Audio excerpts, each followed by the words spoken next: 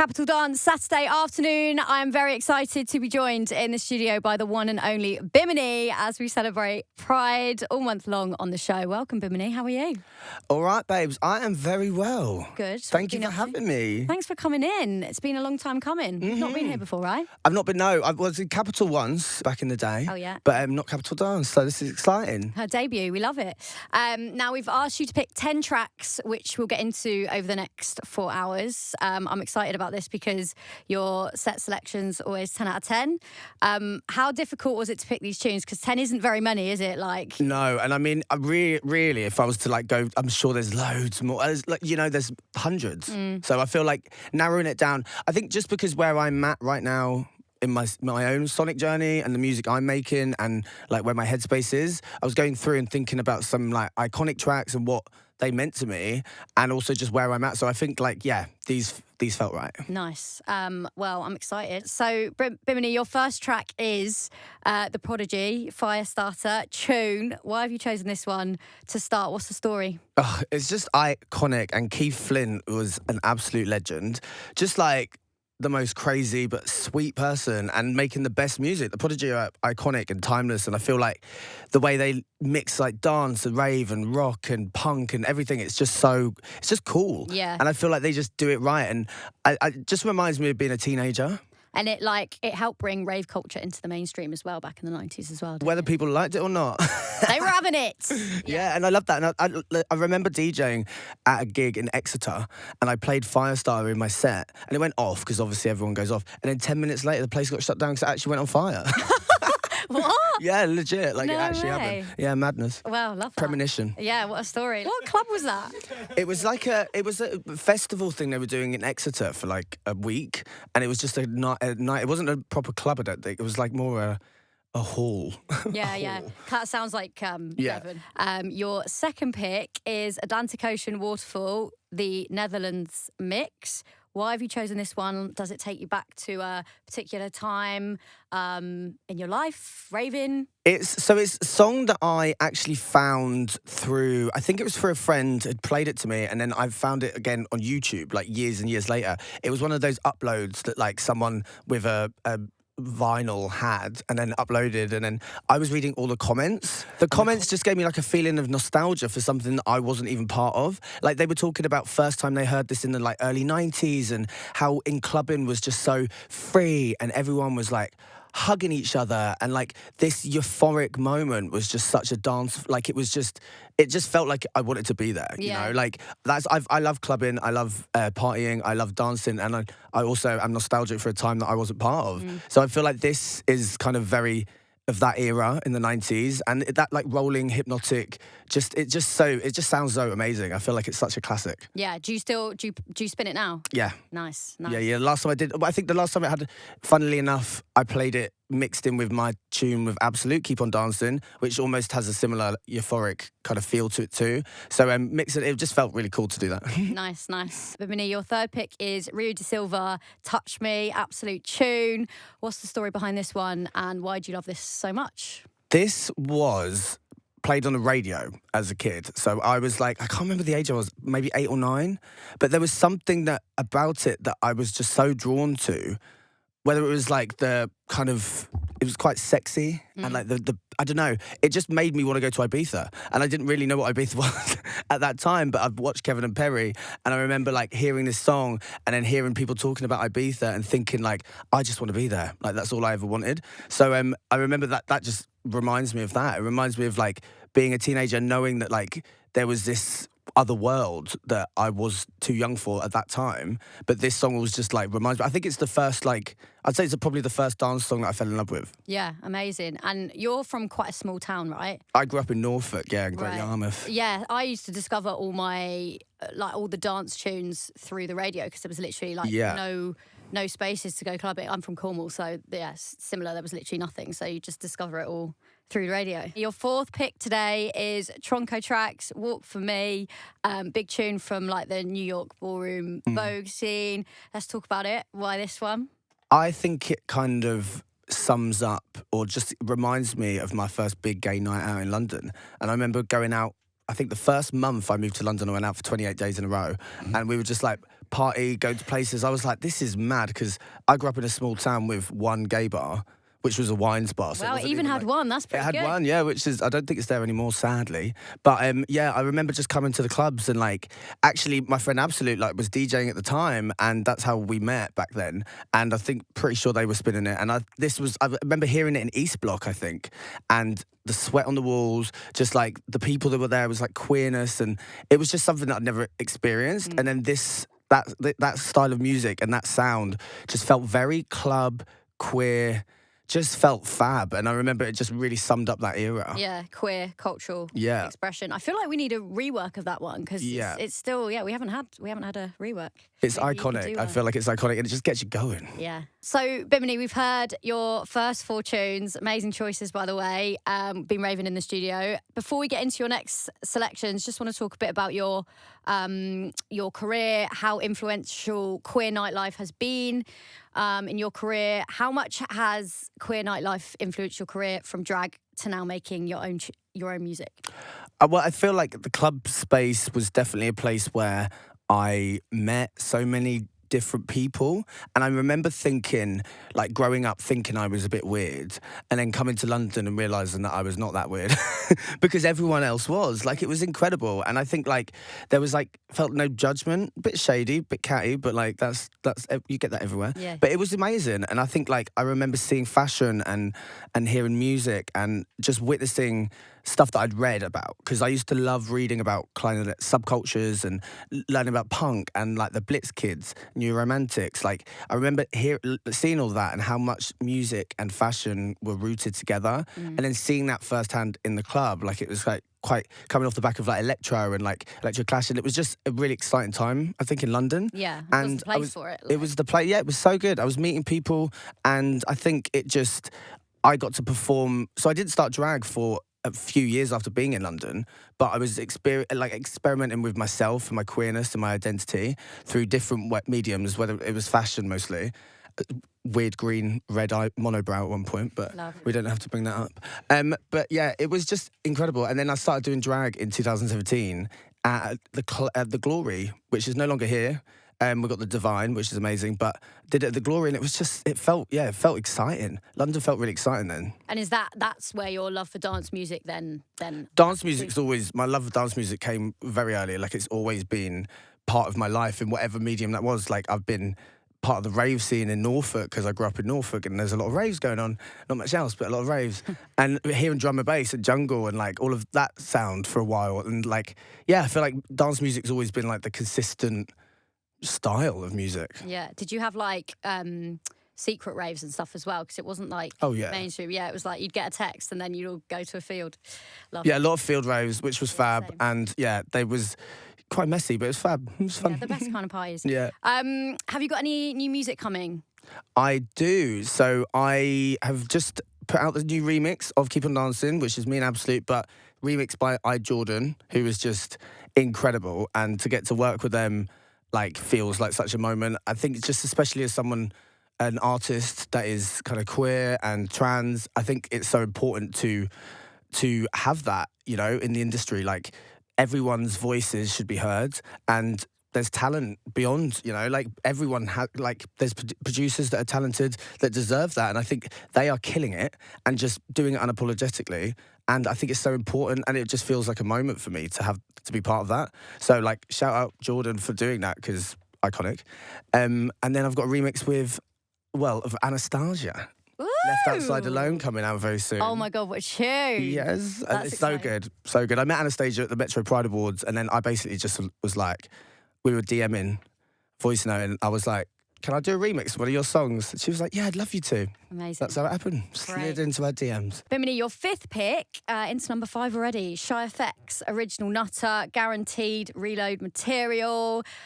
Big genre change here. Why is this one on your list?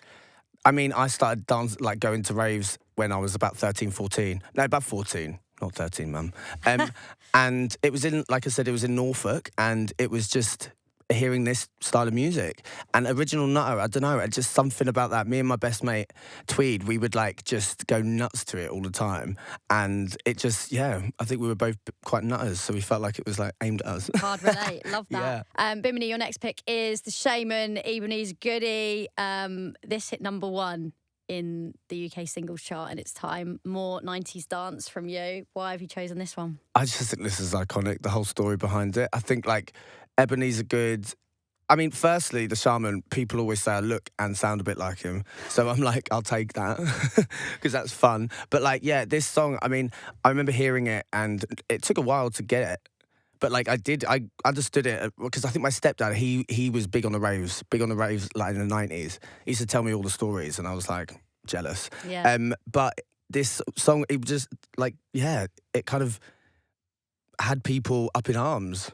And it annoyed the establishment. And it was the people. tension between rave culture and the mainstream, right? Totally. And I think like the Ebenezer Good, like the spin on the Ease are good. Ease are good. And then it's like 6-year-old kids at school singing like Ease are good, Ease are good. They were doing it, they were singing it. It was on the radio and it was number 1. And exactly. I think it's just like, it feels a bit punk. Yeah. Let's bring it back. So I want to chat a little bit about your experiences growing up in Norfolk and then moving to London. What was your experience like growing up in Norfolk? Growing up in Norfolk, I'm very thankful for the people I met, but I almost feel like, I mean, when I actually, about 15 years old, when me and my mates started being a bit rebellious with fashion, and I think I discovered charity shops, and the fact that I could get like an outfit for £4 and feel like I was, I don't know, like thrift shopping, and it was cool, and no one else was wearing that, and we'd walk around in like ripped fishnets, and like the people in the vans would like beep at us, and we'd just be like, yeah. Like feeling like very shampoo. Yeah. But it was just felt like I was lucky that I had people like that, because I found like people that were open-minded and just accepted me for me, and I didn't ask me questions, you know? Like there were definite people around that were more interested in my sexuality than I was and wanted to know everything. And I think that's something that's quite common, you know? Like people love to ask questions and have an opinion about what you get up to, and I think like it's no one's business. Yeah, 100%. Firstly. But also like why do you make it harder for other people to just be themselves? But so I was lucky to have those mates, and we just had a good time. I love that, because where I'm from in Cornwall, there was nothing. Like, I didn't even know what a lesbian was. Like it is so, it just wasn't talked about at all. So, you know, how big an influence was moving to London on your journey? It was always inevitable. I think my mum said from like the age of 4 or 5, I said I wanted to live in London. Like I always wanted to be, or like LA. I think I said LA too. But I think like I was always wanting to get out of Yarmouth, not because of the town. Like I love Yarmouth, and I think like I was grateful that I grew up there, even for the thank you. I'm doing my like inner child workshop. But no, I feel like it made me who I am today, you know. But like moving to London was just like I couldn't wait to get on that train. And I think like my mum would always call when I first got there, and I'd not answer because I was out, or like I was just having a good time. She was worried, but I was like, no, this is where I should be. Living your best life. You know, and I think like I remember reading about all the fashion and music and clubs, and it just felt like it felt amazing to go there. And still here. And still be here, always. My family are from London. Like, my dad's from London. My nan, she was a Tiller girl, and in the West End. Like, and my granddad, he was like a director of the Palladium, and like they worked in the West End. So like they're proper London. Nice, love that. Bimini, your next pick is Eartha Kitt. Where Is My Man? Pure 80s disco. Why is this on your list? I mean, it all goes back to disco. We love it, and I think like this song is. It's quite hard to, on streamings, I don't think it's there. I remember being shown this song back in like 2015 by a mate, because I was loving disco. Like I was just obsessed with disco at the time. Like I'd listen to Rinse FM, Horse Meat Disco every Sunday for like 2 hours. Yeah, the whole set, finding like obscure disco. That's when I first started DJing, and I was like getting all these disco tunes, not having a clue that you meant to like beat grid and record box. And I was like playing these songs that were obviously not the BPM that we meant to, and just like, oh, crossfade that. But like, you know, it was like It's all about the tunes, though, isn't it? All about the tunes. I mean, we're not crossfade queen anymore. But like, it was hearing music that was just rooted in kind of queerness and black and Latino people that were like at the forefront of this movement, and the music that was made, it was so liberating and free. And Eartha Kitt was someone that was a bit kind of rebellious, I think, with everything that she's ever said or done. And this There's song, a theme here with these tunes. yeah, a bit, I guess so, a bit rebellious. Yeah, we love it. Bit naughty. Fierce. But Eartha Kitt, this song is just pure sexy, like that roll of the like that she does. That was a really bad take. But she rolls and she purrs. Like Eartha purrs. And I remember hearing this and just being obsessed. Yeah. Because she was just like, the lyrics and everything is so playful and just like quite dominant from her. Yeah, She knows what she wants, and that's a rich man. Your next pick is Madonna, What It Feels Like for a Girl, Above and Beyond on the remix. Why has this one made it onto your list? I don't think I can make any list without Madonna being on there somewhere. Of course. Because I think, like, not even, well, she's done everything musically, but, like, just how she was and everything she kind of stood for. She was someone that, like, I don't know, like, during the AIDS epidemic, the crisis that was happening, she was there at the forefront, like, saying that it's okay and, like, holding out for the gays, you know, when no one else was. Like, I think she's like a proper ally, and I think like people need to put more respect on her name now, because I feel like the younger generation don't know, I think, the impact of Madonna and what she kind of did and stood for. And I think like everything goes back to Madonna. I think she's like, she is the mood board. But this remix is just amazing. I think she actually used this as the official song in the music video that she made for this song, and the remix is like trance. It's just like it just feels amazing when you hear it, and it's just like one of those last end of the night songs, like last song of your set, you know. Yeah, proper closer. And it's good that we are playing some Madonna on Capital Dance, isn't it, producer Harry? So, Bimini, your next pick is Peaches, Boys Wanna Be Her. I'm excited to play this because it's a completely different sound to what we'd usually play on dance. Why is this on your list? It's, I guess, more electro vibe, but it's punk. And I think, like, Peaches has always been punk, like, how her music is. And it's just, like, I think it's an iconic song, and like everyone kind of knows it. I feel like you've heard it before, and like once you hear it and you know it. And I think like Peaches is just someone that really inspires me in everything that I do. I think she just does not play by the rules and exciting.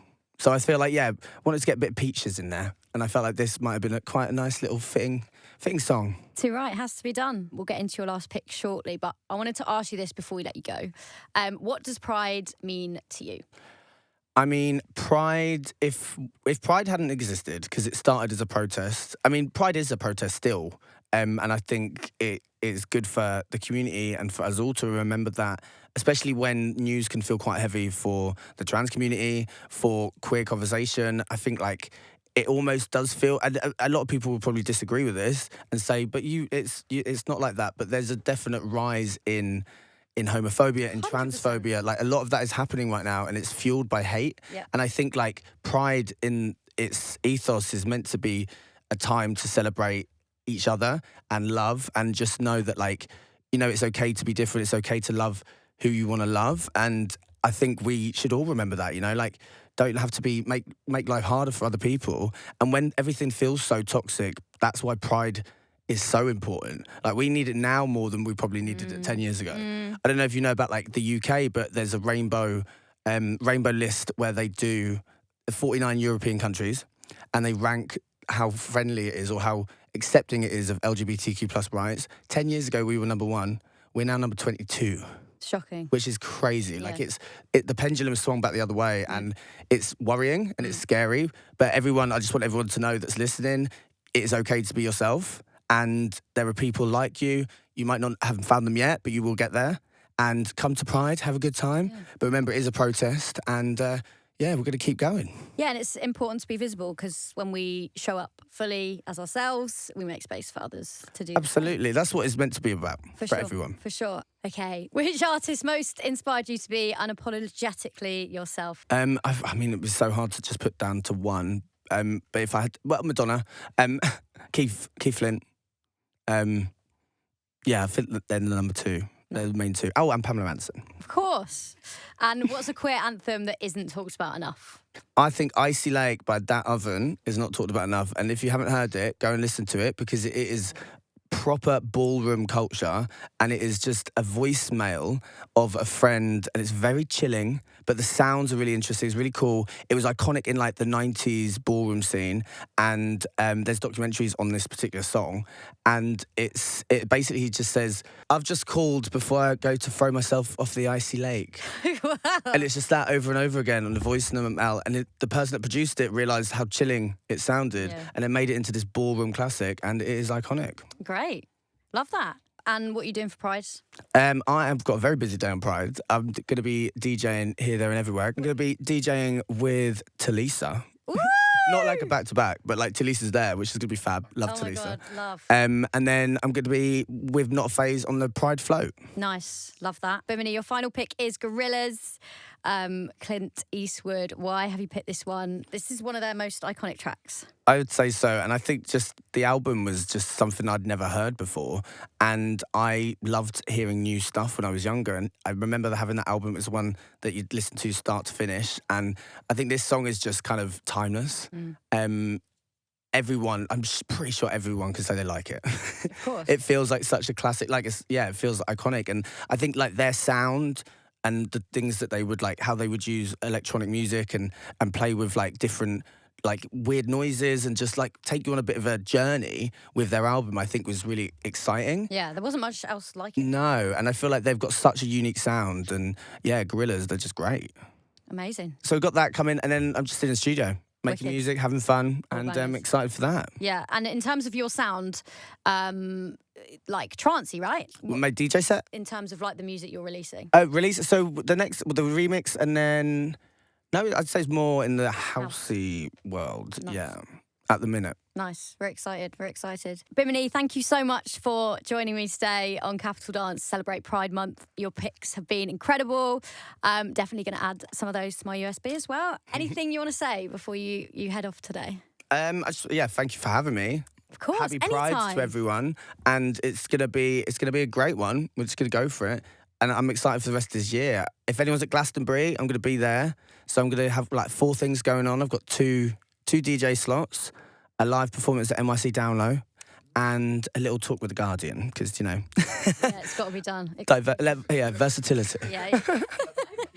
Bimini, thank you so much for joining me. It's been amazing. Come back soon. Yay, thank you.